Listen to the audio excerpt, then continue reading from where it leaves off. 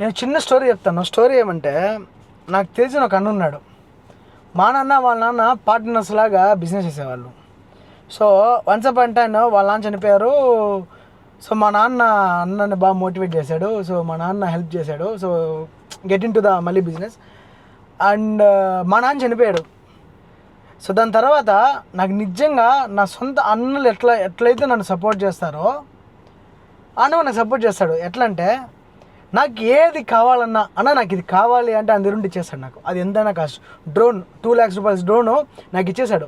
నేనే క్రాష్ చేశా, అది అన్నకు తెలుసు. బట్ క్రాషే కదరా మళ్ళీ రిపేర్ చేద్దాం అంటాడు.